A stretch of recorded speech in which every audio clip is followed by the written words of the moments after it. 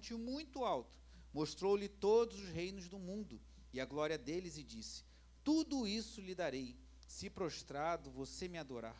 Então Jesus lhe ordenou: vá embora, Satanás, porque está escrito: adore o Senhor, o seu Deus, e preste culto somente a ele.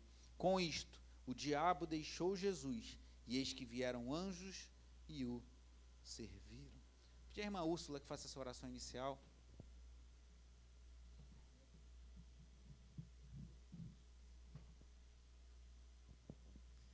Pai, obrigada por tudo que já aconteceu aqui hoje, Senhor, nesta noite, Senhor, e também te agradecemos, Senhor, que essa leitura, Senhor, que ali Jesus, ele se coloca somente diante de Deus, Senhor, que essa leitura venha falar aos nossos corações, que nós venhamos a entender a quem nós devemos nos render, a quem nós devemos render glórias, Senhor, em quem nós devemos confiar.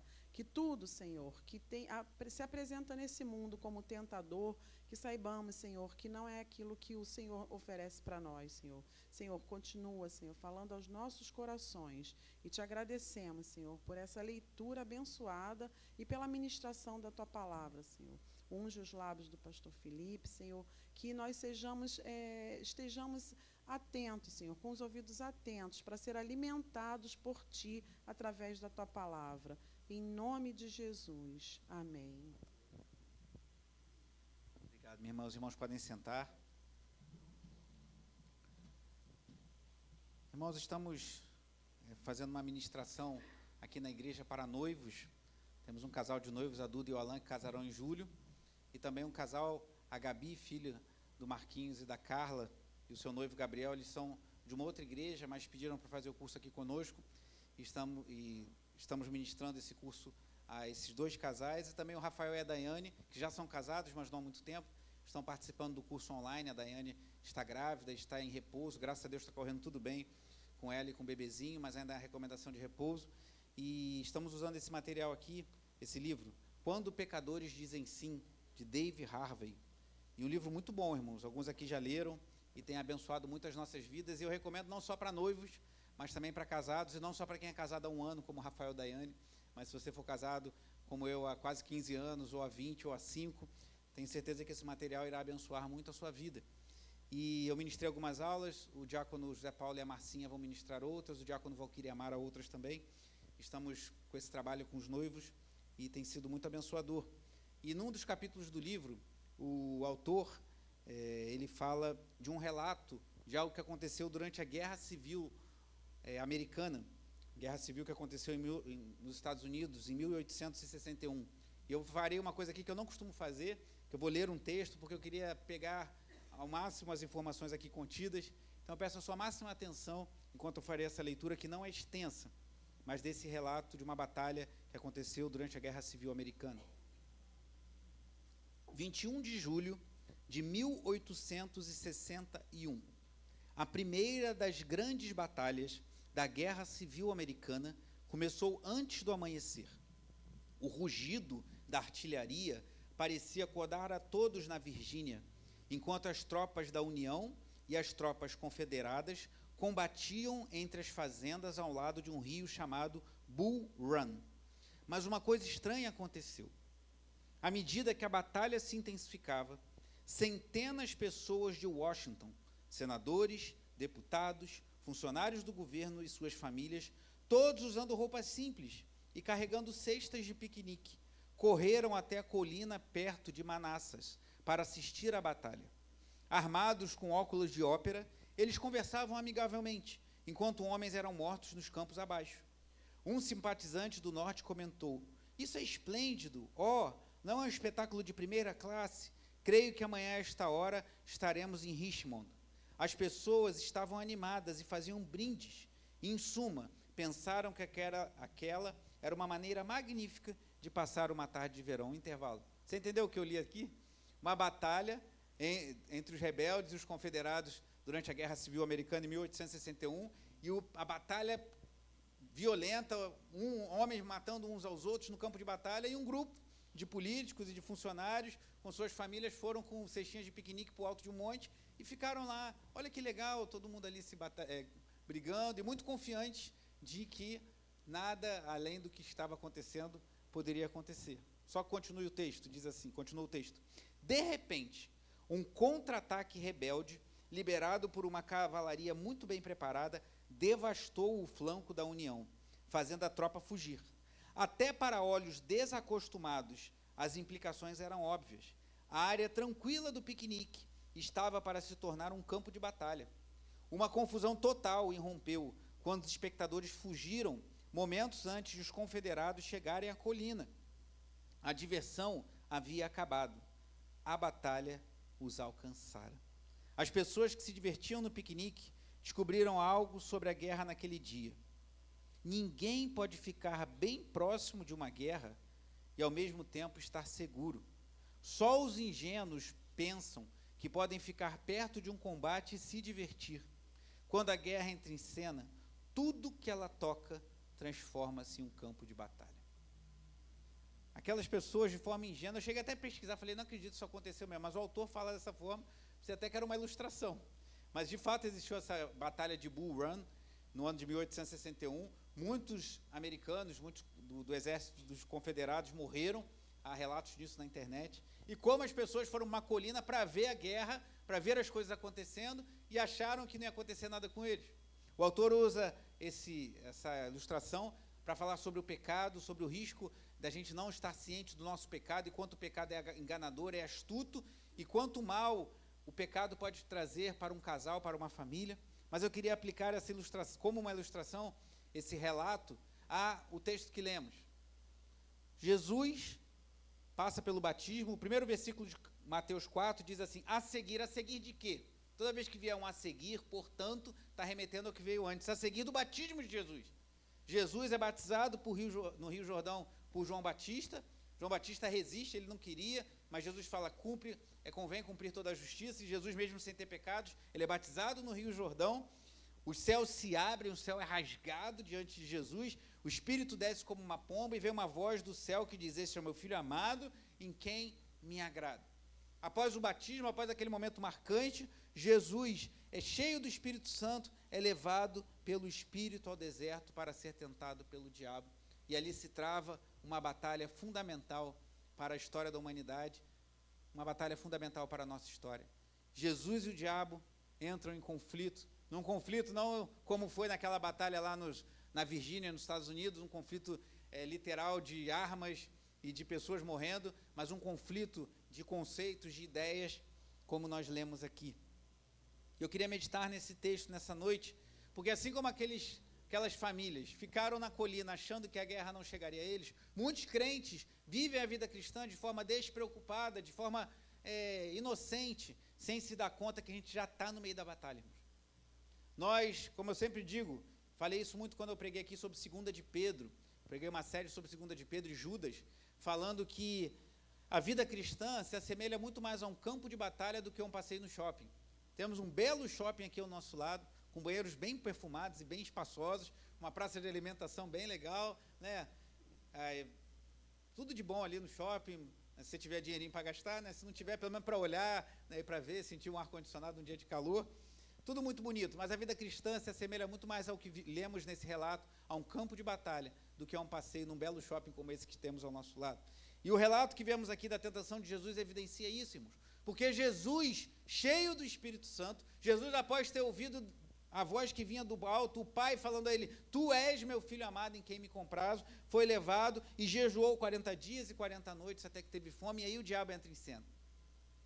Um parêntese aqui, Jesus jejuou, lá em Mateus, não no capítulo 4, mas no capítulo 6, Jesus fala sobre o jejum, ele fala a nós, seus discípulos, quando jejuarem, não façam como os hipócritas, querendo aparecer, então já prevendo que os seus discípulos jejuariam. Paulo jejuou, os grandes homens e mulheres da história da igreja jejuaram, então nós entendemos que o jejum é bíblico, e devemos entender como funciona, mas que é bíblico nós ainda nos dedicarmos em jejum e oração nos dias de hoje. Deve ter fins espirituais, deve vir acompanhado de jejum, o jejum de oração. Se for jejum só para parar de comer, então você está fazendo uma dieta, também pode ser bom para a sua saúde, mas o jejum bíblico precisa vir acompanhado de oração, de propósitos específicos, inclusive de propósitos espirituais. E Jesus aqui, após ser tentado, após jejuar, ele teve fome e foi tentado por Satanás. A primeira lição que eu tiro desse texto é a seguinte, Satanás não tem ética.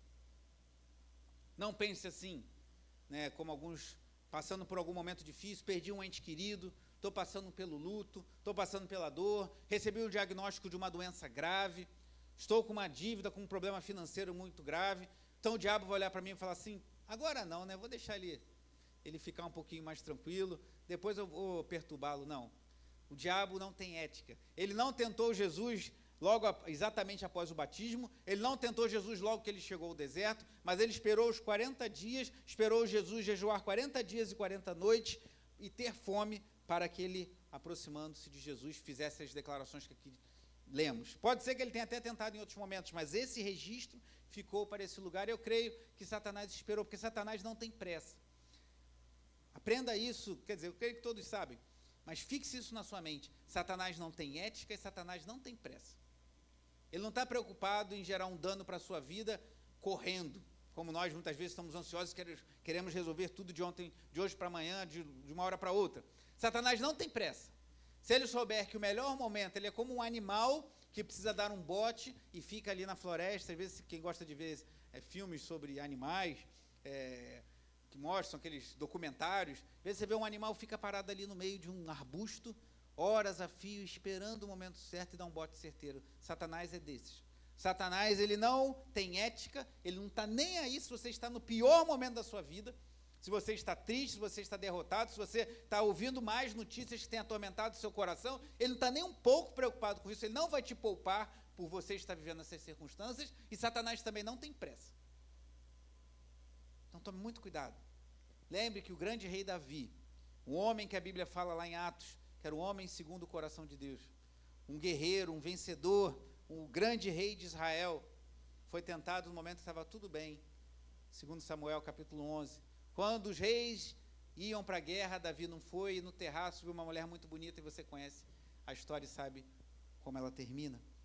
Satanás não tem ética, Satanás não tem pressa, nós que devemos ter cuidado. Então ele esperou o momento certo para vir tentar Jesus, tentando confundi-lo no que ele havia ouvido do próprio Pai. Pois ele ouviu do Pai, no último versículo do capítulo 3, este é o meu filho amado, em quem me agrado. O que também vemos que há no relato da transfiguração, depois Jesus sobe a um alto monte, com seus 3 discípulos mais próximos, e ele é transfigurado, e aparecem Elias e Moisés, e aí ouve-se a voz, este é meu filho amado, ouviu. Quer dizer, diante da lei, Moisés, e diante dos profetas, Elias, há uma voz do céu que fala, ouçam meu filho, pois nele convergem a lei e os profetas.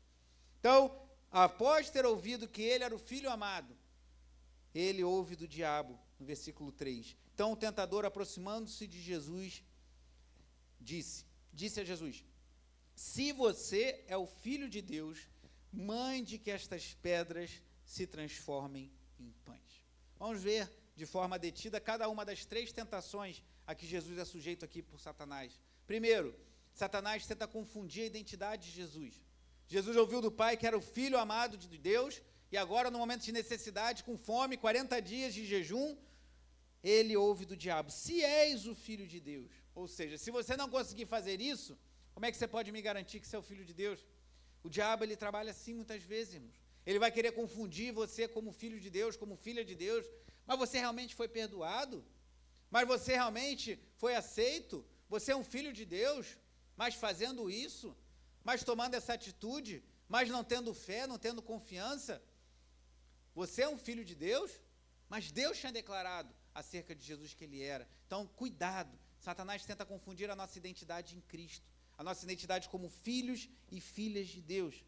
E ele diz, mande que estas pedras se transformem em pães. E como Jesus responde?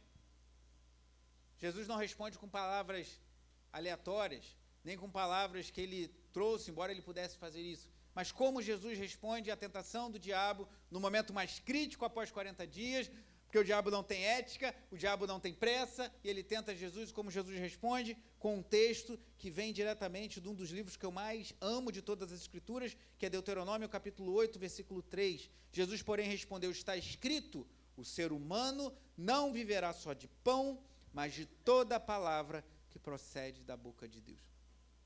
Então, embora essa noite eu esteja falando da tentação de Jesus, esteja falando das artimanhas do diabo, eu queria focar os nossos olhos especialmente nesse texto que vem lá de Deuteronômio.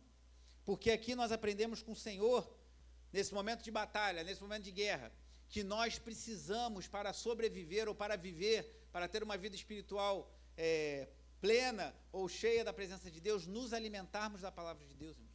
A palavra de Deus não é só um livro que a gente tem que ler porque a gente é crente, ou porque é legal, ou para você tentar decorar, ou para você dar aula para as crianças, ou para você dar aula na escola dominical, ou para você evangelizar no seu dia a dia, ou então na Praça do Anil, onde nós formos. A palavra de Deus, ele é alimento para nós. Quando Deus aparece, quando um anjo aparece, um grande anjo aparece para João em Apocalipse capítulo 10, ele fala: coma este livro, na sua boca será doce, mas será amargo em seu estômago. O profeta Ezequiel capítulo 3, tem uma visão semelhante. Deus manda que comesse o livro. Nós precisamos nos alimentar dessa palavra, irmão. A palavra de Deus, ela tem um efeito espiritual sobre nós. Não é só um livro que você lê. Esse livro que eu recomendei aos irmãos, Quando Pecadores Dizem Sim, é um livro excelente, rico de bons exemplos, de orientações para casais, de dicas muito importantes, rico da palavra de Deus, mas esse livro não tem o poder de operar o efeito que a palavra de Deus tem de operar em nossos corações. Vá comigo lá em Deuteronômio, capítulo 8, um capítulo fantástico. A Bíblia toda é fantástica, né, irmão? Mas vocês sabem que às vezes tem alguns trechos que nos são muito caros. E o livro de Deuteronômio é um livro muito especial para mim. E esse capítulo 8 é muito impactante.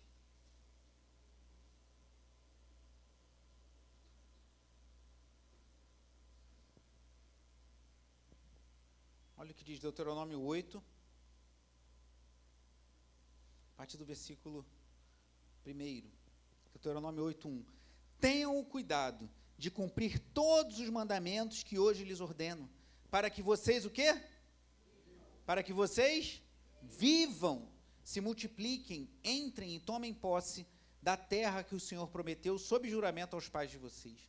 Lembrem-se de todo o caminho pelo qual o Senhor, seu Deus, os guiou no deserto durante estes 40 anos para humilhar vocês, para pôr vocês à prova, para saber o que estava no coração de vocês, se guardariam ou não os seus mandamentos. Ele humilhou vocês, ele os deixou passar fome, ele os sustentou com o maná, que vocês não conheciam e que nem os pais de vocês conheciam, para que vocês compreendessem o quê?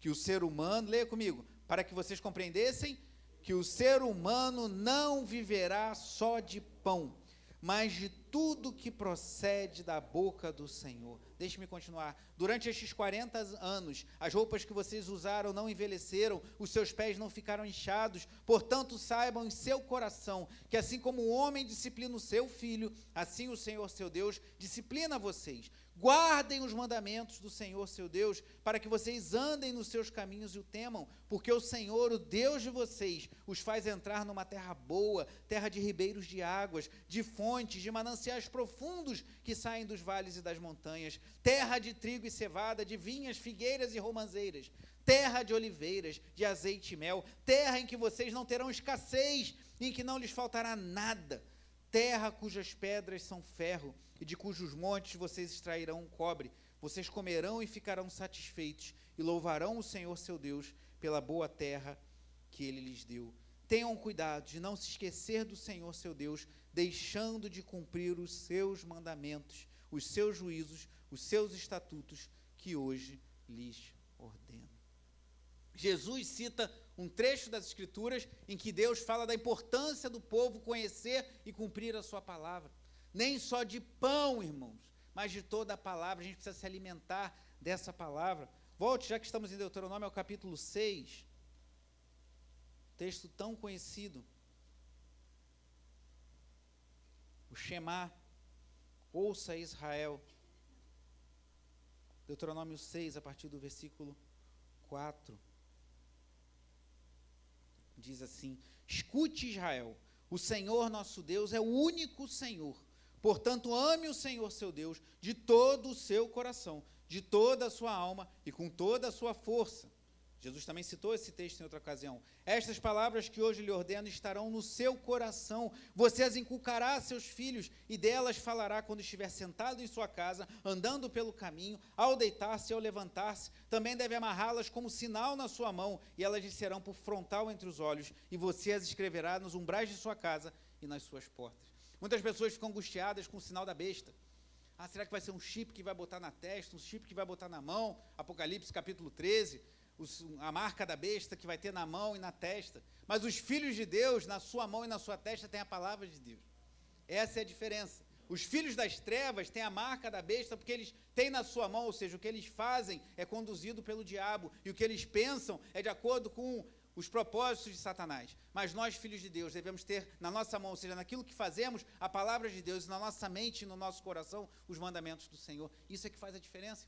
Talvez ficar se preocupando com as teorias conspiratórias sobre o que seria a marca da besta, isso é real, mas sabemos que o livro de Apocalipse é altamente figurativo. Preocupe-se em guardar na sua mente e na sua mão a palavra de Deus, que é isso que a palavra ordena claramente, explicitamente.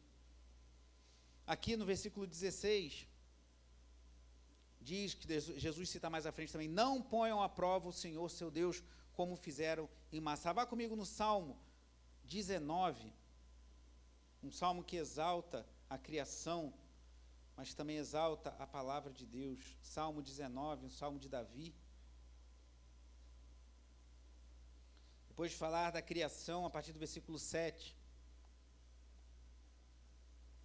fala da lei do Senhor. Preste atenção como esse salmo exalta os efeitos da palavra de Deus na vida daquele que crê. Salmo 19, versículo 7. A lei do Senhor é perfeita. E ela faz o quê? Restaura a alma. Às vezes você está com a alma batida, você lê a palavra de Deus, isso traz vigor, traz refrigério para a sua alma. O testemunho do Senhor é fiel e dá sabedoria aos simples. Precisa de sabedoria? Leia a Bíblia, ore, mas leia a Bíblia. Muitas vezes a palavra de Deus vai te dar a sabedoria que você precisa. Versículo 8, os preceitos do Senhor são retos e fazem o quê? Alegram o coração. O mandamento do Senhor é puro e faz o quê? Ilumina os olhos. O temor do Senhor é límpido e permanece para sempre. Os juízos do Senhor são verdadeiros e todos igualmente justos. São mais desejáveis do que ouro, mais do que muito ouro depurado, e são mais doces do que o mel e o destilar dos favos. Há um efeito sobre a nossa alma, irmãos, quando nós lemos e cremos na palavra de Deus. O salmista testemunha disso, Davi testemunha disso, porque ela restaura a alma, ela dá sabedoria aos simples, ela alegra o coração, ela ilumina os olhos. Olha quantos benefícios ao nos apropriarmos e conhecermos a palavra do Senhor. Poderíamos falar muito mais. O Salmo 1 fala da bem-aventurança, do justo que na lei do Senhor medita dia e noite, tem prazer na lei do Senhor. O Salmo 119, o maior capítulo da Bíblia, o maior salmo da Bíblia, 176 versículos, porque é um acróstico, né? Tem 8 versículos para cada letra do alfabeto hebraico. Os 8 primeiros começam com Aleph, que é a primeira letra do alfabeto, os seguintes com Bet, Gimel e assim vai, Dalet. Às vezes tem gente que acha que é o nome de quem escreveu. Não, são as letras do alfabeto hebraico, que cada grupo de 8 versículos começa no hebraico com aquela letra. É um acróstico. Lá exalta a palavra de Deus. Salmo 119 fala: de que maneira o jovem guardará puro o seu caminho, observando segundo a tua palavra. Salmo 119 fala: guardei a palavra de Deus no meu coração, para não pecar contra ti. E é um longo discurso de exaltação dos benefícios da palavra de Deus. Então precisamos conhecer essa palavra. Ela, vou voltar a falar isso, ela restaura a alma, ela dá sabedoria aos simples, ela alegra o coração, ela ilumina os nossos olhos. Mas como você vai ter isso se você não lê a Bíblia? E temos tempo para tanta coisa. Temos tempo para acompanhar, né, os campeonatos de futebol, temos tempo para entretenimento, temos tempo para tanta coisa. Não que isso não seja ilícito por si só. Temos tempo para dormir, temos tempo para passear, temos tempo para tanta coisa, mas não temos tempo para aquilo que restaura a nossa alma, para aquilo que dá sabedoria a nós, que alegra o nosso coração e nos dá direção e nos dá armas para resistirmos às investidas de Satanás. Não se iluda, irmão, sem conhecer a Bíblia, sem ler a Bíblia, sem ter uma vida de oração, seremos alvos fáceis nas mãos de Satanás. Voltando lá a Mateus capítulo 4. Então Jesus responde com a palavra de Deus. Jesus não deixa Satanás trazer dúvidas sobre quem ele era, o Filho de Deus, e responde: o ser humano não viverá só de pão, mas de toda a palavra que procede da boca de Deus. Essa é a nossa necessidade maior. Por isso jejuamos. Porque quando a gente jejua, a gente fala: olha, eu preciso do alimento, mas eu estou abrindo mão do alimento por um tempo, porque é algo que eu preciso mais. Da palavra do Senhor, da direção do Senhor, da unção, da direção do teu Santo Espírito. Eu preciso mais do que isso, do que do alimento. Porque nem só de pão viverá um homem, mas de toda a palavra de Deus. E aí vem a segunda tentação. Versículo 5. Então o diabo levou Jesus à cidade santa, colocou-o sobre o pináculo do templo e disse, de novo, ó, se você é o Filho de Deus, querendo confundir a identidade messiânica de Jesus, jogue-se daqui, porque está escrito, aos seus anjos ele dará ordem a seu respeito, e eles o sustentarão nas suas mãos, para que você não tropece em alguma pedra. Alguém lembra de onde vem esse texto? Dou-lhe uma. Salmo 91. Isso aqui é uma citação do Salmo 91. O diabo é astuto. Além do diabo não ter ética, o diabo não ter pressa, o diabo tem estratégia. Ele não tem ética e não tem pressa, mas ele tem estratégia. Jesus respondeu a ele na palavra. O que o diabo fez? Tentou Jesus na palavra. Então levou para o alto do templo e falou, joga-te daqui. Não está escrito nessa palavra que você acabou de citar aí, ó. Você citou a lei de Moisés, Deuteronômio capítulo 8. Mas lá no Salmo 91, aquele salmo belíssimo que todos conhecem, né? Aquele que habita no esconderijo do Altíssimo, a sombra do Onipotente descansará. Direi do Senhor, Ele é o meu Deus. Salmo belíssimo. E lá diz também, aos seus anjos Ele dará ordem a seu respeito, e Eles o sustentarão nas suas mãos, para que você não tropece em alguma pedra. E aí aqui vem um segredo, algo importantíssimo para a vida de um crente, que consegue resistir às investidas de Satanás. O cristão precisa saber o que está escrito, mas o que também está escrito. Não basta conhecermos o que está escrito, precisamos conhecer o que está escrito e o que também está escrito. Olha como Jesus respondeu, versículo 7. Jesus respondeu, também está escrito, não ponha à prova o Senhor, seu Deus. Então não basta sabermos o que está escrito, precisamos saber o que também está escrito. Por quê? Porque, frequentemente, o diabo, ou pessoas, ou enviados dele, ou pessoas, às vezes confusas, ou pessoas que querem trazer confusão na sua mente, vão te confrontar com a própria palavra. Talvez você um dia venha conversar com um espírita que fala, mas Jesus disse, necessário vos é nascer de novo. Como o diácono Marcos citou ontem na pregação aqui no jejum. Mas não está dizendo lá no Evangelho que necessário é nascer de novo? E aí você pode explicar que o nascer de novo não é voltar, o próprio Cristo fala isso no texto, mas você também pode pegar lá Hebreus 9, 27, que diz que assim como Cristo morreu só uma vez, ao homem está dado morrer uma única vez e vir depois disso enfrentar o juízo. Então a Bíblia diz claramente que nós vamos morrer uma só vez e depois enfrentar o juízo de Deus. Então você tem que falar, mas lá fala de nascer de novo. Não, você está entendendo esse texto errado. E há um outro texto, ou seja, isso está escrito, mas também está escrito que os homens só vão morrer uma vez. Então nós temos que conhecer o que está escrito e o que também está escrito. Chegar um testemunho de Jeová para você, que é uma seita, que prega uma heresia antiga, que desqualifica Jesus como divino, falam que Jesus é um semideus, mas não seria Deus. Essa é uma heresia do 4º ou 5º século, chamada de arianismo, que remete a um homem chamado Ário. E a igreja já condenou essa heresia lá há muitos séculos atrás, mas ela ainda está aí hoje tentando enganar os incautos. E alguém fala, não, mas lá no Evangelho segundo João, no 1º capítulo, não está dizendo que no início era o verbo, está dizendo que era um verbo. Isso está errado, essa interpretação dele está errada. Mas ainda que fosse, há quantos textos nas Escrituras que mostram que Jesus é divino? Por exemplo, Filipenses capítulo 2 diz que ao nome de Jesus todo joelho se dobrará, toda língua confessará que Jesus é Senhor para a glória de Deus Pai. Filipenses capítulo 2 é uma citação de Isaías capítulo 45, um texto que fala diante do Senhor, toda língua confessará, todo joelho dobrará. Então Isaías fala daquele texto falando de Deus e Filipenses fala daquele texto falando de Jesus. Jesus é Deus. Só para dar um exemplo. Então, se você não quer ficar com João, você acha que João não falou bem isso aí? Tudo bem, vou te mostrar vários outros textos que apontam para a divindade de Jesus. Sai fora com esse papo aí que Jesus não é Deus, porque Ele é Deus. Então a gente precisa conhecer o que está escrito, mas precisamos conhecer o que também está escrito, irmãos. Senão seremos enganados, engambelados por Satanás e pelos seus secretários, por assim dizer. Primeira tentação, não só de pão viverá o homem, mas de toda a palavra que procede da boca de Deus. Segunda tentação, Jesus responde, também com o texto que vimos lá de Deuteronômio 6,16, não ponha à prova o Senhor seu Deus.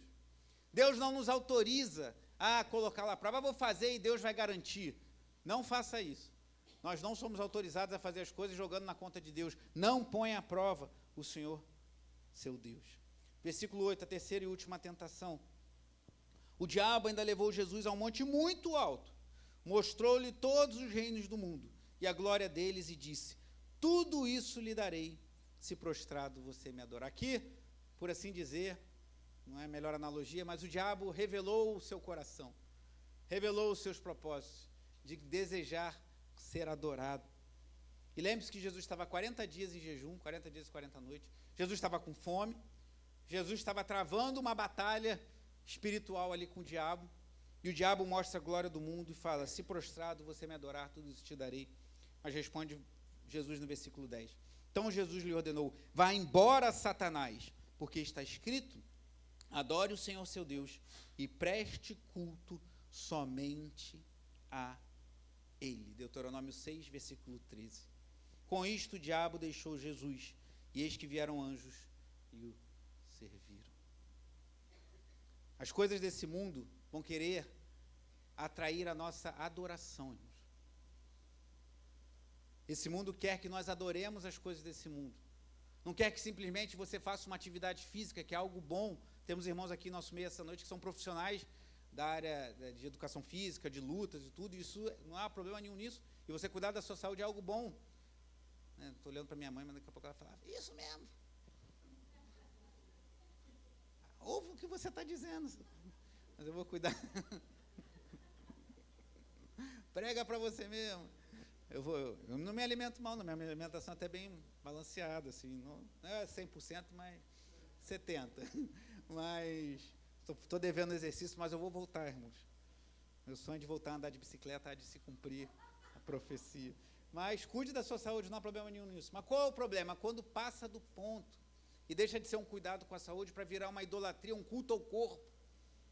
Que eu estou dando só um exemplo, poderíamos dar muitos aí. O mundo fica tentando o tempo todo chamar a nossa atenção para que adoremos as coisas desse mundo. O diabo fez isso com Jesus, mas Jesus respondeu o quê? Com a palavra. Jesus rebateu, rechaçou as 3 investidas de Satanás com a palavra. Nem só de pão verá o homem, mas de toda a palavra que procede da boca de Deus. Não ponha à prova o Senhor seu Deus e adore o Senhor seu Deus e preste somente culto a Ele. Deuteronômio 8 e Deuteronômio 6 contém essa palavra. Nós precisamos ter a palavra nos nossos corações e na nossa mente para resistir às investidas de Satanás. Pense bem francamente, irmãos. Se Satanás tentou Jesus, o Filho de Deus, o Messias, que o diabo sabia quem ele era, ele não vai tentar a mim e a você? Precisa ser muito inteligente para concluir que claro que vai. E como vamos resistir? Há o texto clássico da guerra espiritual, Efésios capítulo 6, depois você pode ler, uma boa leitura para você refletir no que estamos ouvindo essa noite, revestir da armadura de Deus, capacete da salvação, estarmos guardados, protegidos pelo Senhor, a espada do Espírito, que é a palavra de Deus. Precisamos estar protegidos, irmãos, que estamos no meio de uma batalha. Então, para concluir, algumas aplicações práticas. Como falei no início, o diabo não tem ética. Não pensa: estou brigando com a minha esposa, estou em crise com os meus filhos, estou brigando com os meus pais, agora o diabo vai falar: tudo bem, hoje eu vou te dar um desconto. Aí que ele vai te tentar mais ainda. O diabo não tem pressa. Talvez uma bela jovem que trabalha junto com você, ou que pega condução com você todo dia, e ele não tem pressa em fazer com que ela se insinue para você, homem casado, ou mulher que está percebendo uma situação na academia, no trabalho, em algum lugar, na vizinhança, de um homem se insinuando. Ele não tem pressa em fazer com que você perceba o risco e logo fique alerta. Às vezes é uma pequena conversa. Há um dia que fala: posso pegar teu WhatsApp para mandar um vídeo que eu vi na internet? Aí daqui a pouco você fala com aquela pessoa um dia no WhatsApp. Aí daqui a pouco você fala no dia seguinte. Daqui a pouco vocês estão trocando piadinhas. O diabo não tem pressa para destruir a sua vida, para destruir o seu casamento. Cuidado. O diabo também tenta, se for o caso, usando a própria palavra de Deus. Porque o diabo conhece a palavra de Deus. Não se iluda. Não ache que ele é ignorante. Ele conhece a palavra de Deus. Ele pode usar a palavra de Deus erroneamente. A palavra continua sendo a palavra de Deus. O Salmo 91 continua sendo verdade. Na boca do diabo ou na nossa boca, ou na boca de Jesus. Mas ele distorceu a palavra de Deus para usá-la para tentar Jesus. Ele vai fazer isso contigo. Pode fazer. E como você vai rebater? Dizendo: está escrito, mas também está escrito. Mas se você não conhece o que está escrito e o que também está escrito, você pode ser enganado. Cuidado, meu irmão. Cuidado, minha irmã. E saiba que o propósito final das nossas vidas é viver para Deus, glorificá-lo, desfrutar da sua bênção, da sua presença para todo sempre. E o diabo vai tentar te desvirtuar o tempo todo desse propósito. Vigie na sua vida, vigie na sua família, vigie na sua casa. Se você observar, recomendo, leia Efésios, mas é curioso que Efésios 5:21 diz assim: sujeitai-vos uns aos outros no temor de Cristo. Devemos nos sujeitar uns aos outros no temor de Cristo. E a partir do versículo 22, aquele texto clássico usado em casamentos, em que Paulo começa a dar instrução sobre os maridos e as esposas.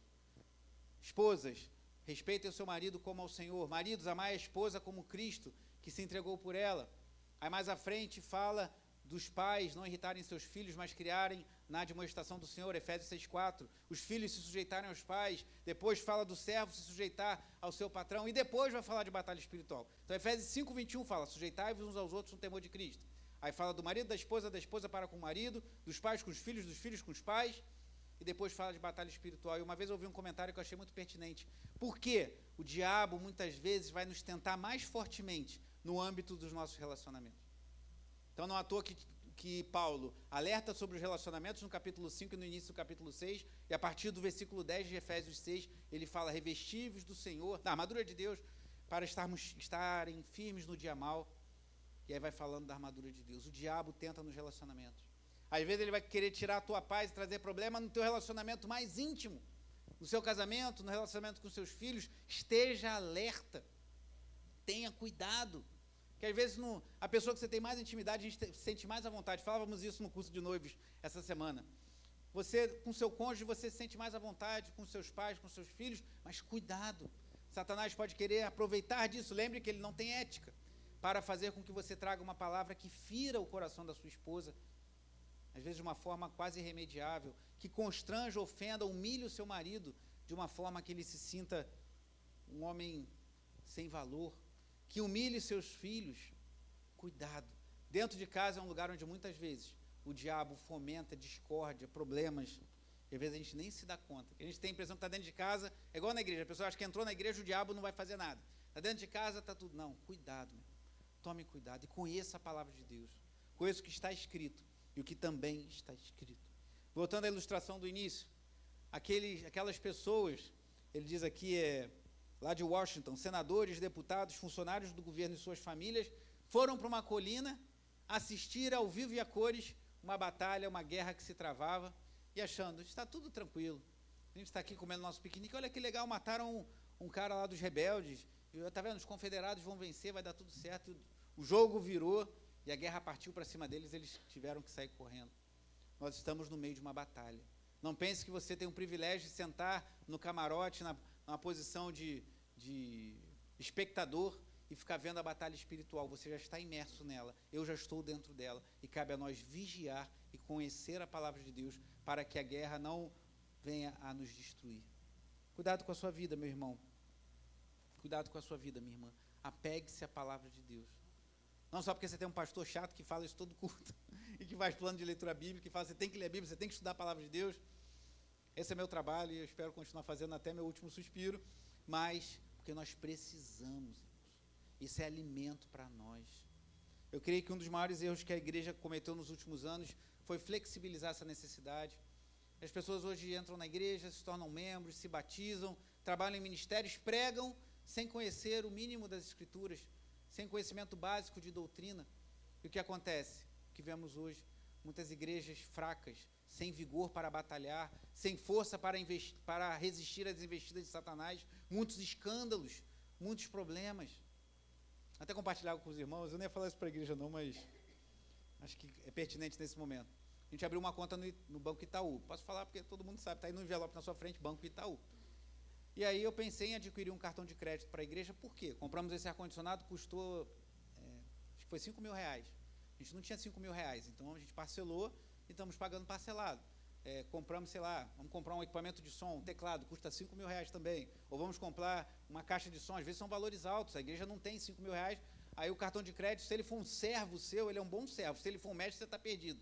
Então, se ele estiver submisso a você, você pode fazer bom uso. De repente surge alguma coisa que a igreja precisa comprar, um valor mais elevado, a gente parcela em algumas vezes, para não onerar a igreja de uma vez. Eu falei, queria saber como eu faço para poder tirar um cartão de crédito para a igreja. O gerente, de forma muito educada, mas firme, falou assim, Não, o banco está com uma diretriz que não fornece nenhuma linha de crédito para igrejas. Uau! Quer dizer que a gente abriu uma conta, a conta está tendo movimento, os irmãos estão depositando, estão fazendo Pix, mas eles não querem dar um cartão de R$ 500. Nenhuma linha de crédito. Se a igreja chegar lá e falar, eu quero um empréstimo de R$ 1.000, o banco, pelo menos esse banco, a gente não tem nenhum crédito com o Banco Itaú. Falei, uau! E o Hellis Mortal tem um cartão de crédito da época que eu trabalhava numa empresa de engenharia, tinha um salário considerável, num valor bem expressivo, e o cartão está vivo e é do mesmo banco. Por que isso, irmãos? E, claro, isso não é por causa da nossa igreja está abrindo a conta agora. Segundo o gerente, é uma diretriz para... Chegou a igreja, nada. Não presta R$ 1. Talvez o testemunho da igreja não esteja sendo muito pertinente com o que diz a palavra de Deus. E por que isso? Porque muitos têm fugido dos fundamentos da palavra e vamos comprar tudo à vista. Vamos negociar, vamos fazer, mas cartão de crédito para a igreja não rola. Para alguns é bom não ter mesmo. A gente faria um uso ponderado, sábio, para poder adquirir bens de valores altos que a gente não conseguiria comprar de uma vez. Mas vamos ter que fazer como fazia antigamente. Junta o dinheiro embaixo do colchão, quanto na poupança, quando tiver com o dinheiro todo, você vai lá e compra de uma vez. Porque a igreja não tem crédito. Uau! Que coisa, né, mesmo? E eles nem conhecem a gente. Podia falar, daqui a um mês, aí viu, pô, entrou tanto na conta da igreja, então vamos dar um créditozinho um cartãozinho de R$ 1.000 para eles. Não tem conversa. Acabou. A porta desse banco está fechada para qualquer negociação com a igreja. Uau! Ele não falou desse jeito que ele era muito educado, mas o que ele queria dizer era isso. Por que será? Eu creio que é porque a igreja deixou em muitos lugares de se fundamentar na palavra de Deus. Quantas histórias tem ouvido? A igreja fechou em tal lugar e deixou 6 meses de aluguel devendo, 8 meses de aluguel devendo, 1 ano de aluguel devendo. Aí eu vou lá bater na porta, eu queria alugar seu imóvel. É para fazer o quê? Uma igreja? Pau! Bate o telefone na hora, não quer nem ver a minha cara. Por que isso tem acontecido? Muitas vezes porque muitos têm abandonado o ensino claro da palavra de Deus. E se o sal deixar de ter sabor, para nada mais serve, a não ser para ser pisado pelos homens, como está aqui em Mateus, mas no capítulo 5. Mas vamos orar, irmãos. Vamos pedir a Deus que nos dê graça, que Deus nos dê fome. E sabe o que acontece? Quando a gente gosta, quando a gente ama alguma coisa, é muito mais fácil fazê-lo. Se a palavra de Deus for mais doce do que o mel, se você amar essas escrituras, se você se encantar. Terça-feira, irmãos, eu preguei um texto aqui que eu fiquei chocado. Eu já li o livro de Êxodo muitas vezes, já li a Bíblia algumas vezes, não sei quantas, toda. Mas esse livro de Êxodo, do Deuteronômio, são livros que eu já li muitas vezes. Mas eu nunca tinha tentado para algo que eu preguei aqui na terça-feira. Êxodo 24 diz que Arão, 70 anciãos de Israel, Nadab e Abiú, filhos de Arão, subiram um monte e viram a Deus. Eles só viram o pé de Deus, só viram a parte baixa e disseram que era um azul tipo safira, que a gente teve aqui terça-feira, lembra? E esse Nadab e Abiú, lá em Levítico capítulo 10, entraram na presença de Deus com fogo estranho e foram consumidos, morreram na presença do Senhor por oferecerem fogo estranho. Eu falei, meu Deus, esses caras viram Deus, eles tiveram uma visão privilegiada do Altíssimo, e ainda assim serviram a Deus de qualquer maneira e foram consumidos pela ira de Deus por causa do seu descaso. Eu já tinha lido a Bíblia, o livro de Êxodo muitas vezes, mas eu nunca tinha tentado para isso. Porque a palavra de Deus ela é rica, ela é próspera em nos abençoar, em suprir a nossa alma. Quando recebemos, há 1 ano atrás, hoje o João completa 1 ano, mas há 1 ano e meio atrás, no dia 3 de outubro, dia do aniversário da Raquel, recebemos um diagnóstico estranho lá na translucência nucal, que é uma das principais ultrassonografias feitas durante a gravidez, e que depois veio a se confirmar no diagnóstico de síndrome de Down do João. E nesse período, eu fiquei 3 semanas em jejum e oração, clamando ao Senhor com medo. A Úrsula já até providenciou ali o azul, depois a gente bota.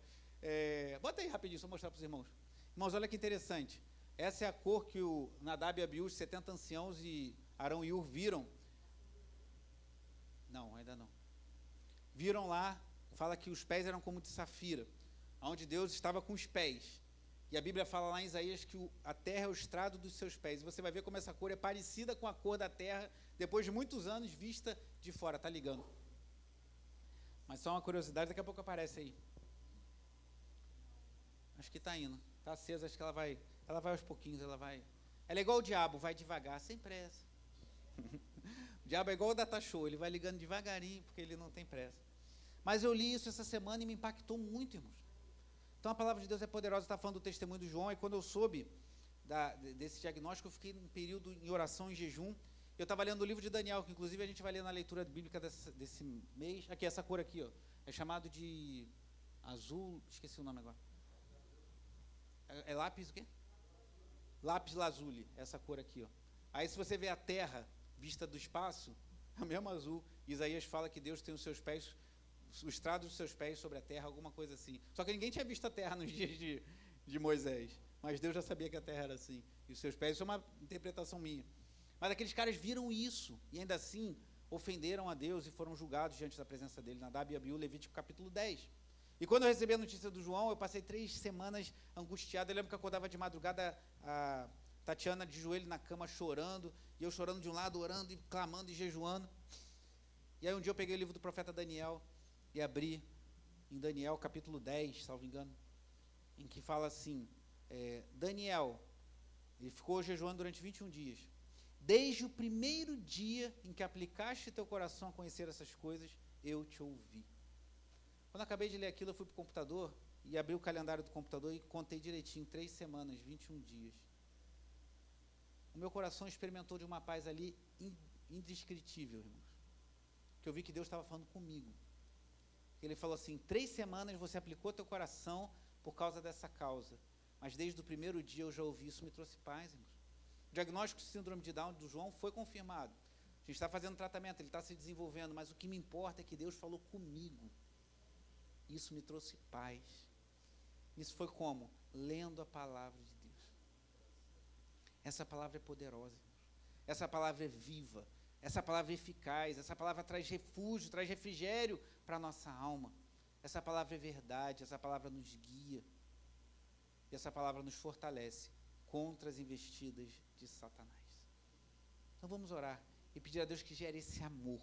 E quando você tem experiências assim com Deus, com a sua palavra, quando a palavra de Deus é doce no seu paladar, quando você ama as Escrituras, tudo se torna mais fácil. Você vai ter que batalhar. Tem dia que você não vai estar com vontade de ler, tem dia que você vai estar com preguiça, vai estar cansado, vai estar pensando em outras coisas, você vai ter que perseverar, porque é uma guerra.